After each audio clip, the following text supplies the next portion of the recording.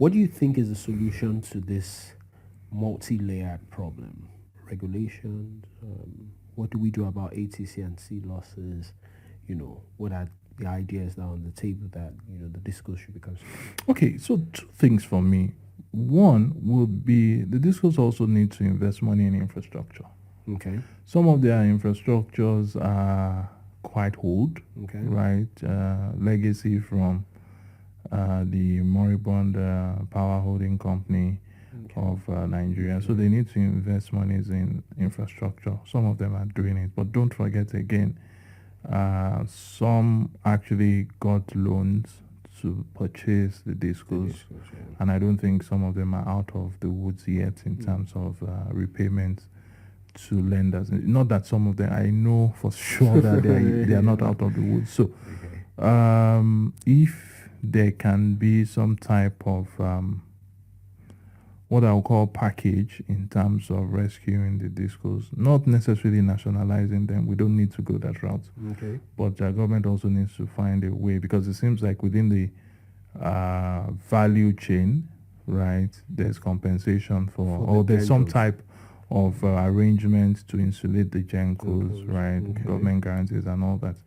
But this does not cascade to the discos. So that needs to be done. Right, so that they can free up some funds to be able to invest.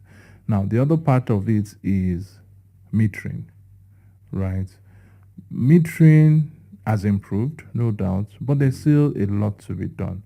If you don't meter, right, there's a likelihood that there will be energy theft. Energy theft, exactly, to control. Yeah. Because what it means is that people can do and undo. Estimated billing should be discouraged, right? It shouldn't even happen again, because what has happened is that sometimes, I guess, the discos just on the basis of maybe performance targets allocate bills to consumers without any kind of qualitative basis. Gotcha. So metering needs to be solved as well. Monies for infrastructure needs for the discos, and the discos shouldn't be treated as adopted child within the value chain. Very interesting. Let's talk about the constitutional amendment that President Buhari made very, very recently. What do you know about it, and what's your opinion? How far do you think is going to solve some of the problems that we're experiencing in the industry? Okay, so I would answer this from three prisms, right? I would answer this as an ordinary Nigerian. I would answer this as a lawyer. Then I'll try to answer this from what I would call a commercial/investor perspective. Okay. Now, as a Nigerian, I think it's fantastic, right? There's a likelihood that if this is well implemented, right, and we don't find ourselves in legal cases, which will make me go to the next point anyway. But if this is well implemented, for you and I, it should most likely reduce our reliance on generators. Perhaps maybe you may just want to go green and use solar, and that may be a question of choice. Okay. Right, but it's going to improve, or it has the potential to improve supply in the electricity market. That's me speaking as Oyeyemi, a Nigerian citizen. Okay. Now, if I'm going to speak as a lawyer, right, we need to be careful. Right, we need to be careful because there's a potential of overregulation. Because what the amendment says is that it gives the states the powers to make laws, right, on generation, distribution, and transmission. Now, in fact, there is even an argument, again, a legal argument as to whether distribution was in the concurrent list or exclusive list before now and things like that. But I don't want to go too technical, right, for the purpose of the audience. But the issue for me is, if we don't take time, we may be faced with an issue of overregulation whereby someone needs to get a license to generate power, right? Under the Electricity Sector Power Reforms Act, we call it ESPRA for short. Then we'll now come to the state, and let's use Lagos State for example. Okay. We'll come to the state, and let's say Lagos State decides to, and I'm saying this based on the electricity policy of Lagos State, which is saying they would have a law, they would have a regulatory commission and all that. So there's a likelihood that I get a license under ESPRA. There's a likelihood that I'll come to get another license for generation and distribution of supply of power in Lagos again by the regulatory commission. So things like that needs a lot of harmonization. Okay. Right, so that we are not in the box of a situation whereby it takes me 2 years even to start generating, right? Because and I'm saying this based on practical experience.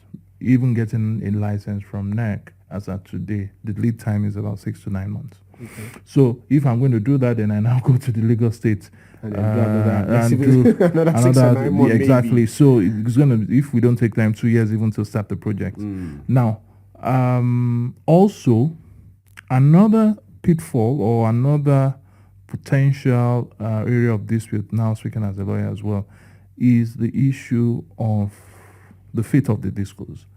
And I'm not holding brief for them, but again, I think it goes down to the points which I made with regards to whether they are being treated as an adopted child within the value chain.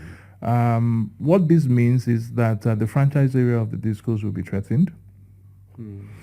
How are we going to balance that interest vis-a-vis making power available to Nigerians? Okay. How are we going to balance that interest vis-a-vis the disco's obligation to the federal government under their performance agreements?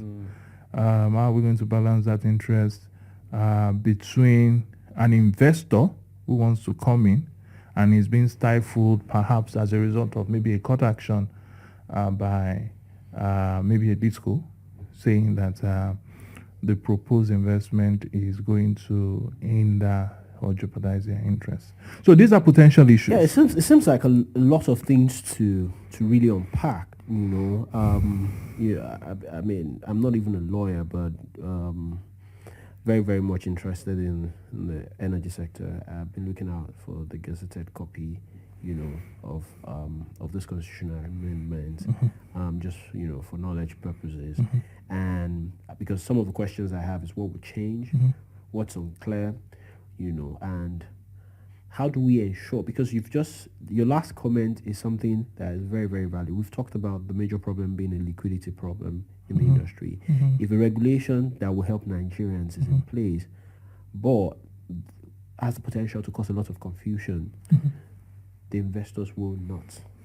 They will run away. Literally, I mean, we see what's happening in the oil and gas industry before the PIA was signed, and even now that it's still signed, I think that there are many other things going on that is not making us reap the benefit properly. But I'm saying that, how do we ensure that, because most of the time when you have this type of amendment, what then happens is that you have regulations that help to properly implement it.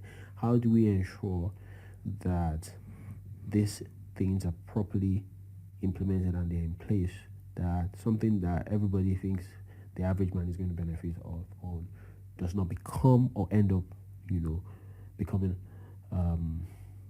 the the impetus for confusion, if you allow me to say that. Yeah.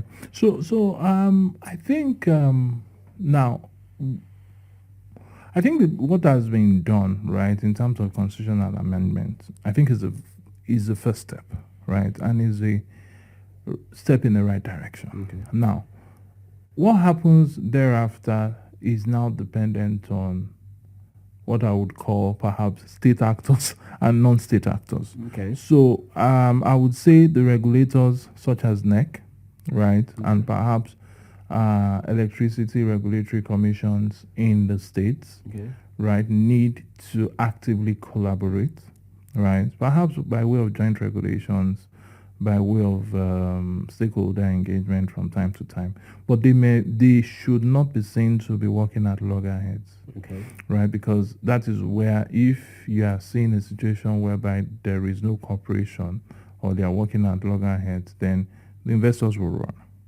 Right. Okay. So if that is done, right, and the interest of also the discourse, right, needs to be considered.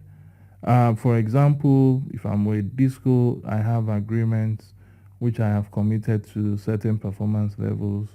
I should now be looking to renegotiate some of these agreements with perhaps the BP or whoever is my counterparty.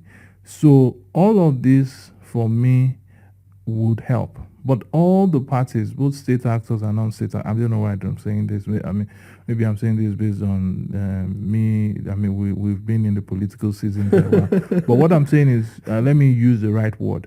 I would say government Okay. and private sector, they need to work together. So government, both at the federal, state level, through their apparatuses, which will be the regulatory commissions, private sector, based on the current investors into the Nigerian electricity supply industry as of today, Okay. and potential investors, right? Everyone needs to work together to know that, I guess, what is paramount as of today would be, one, delivering power to Nigerians, and two, also ensuring that that power is being delivered without any type of confusion, and ultimately ensuring that the investors are happy, Happy and both the comfortable. current and the projected Projected investors.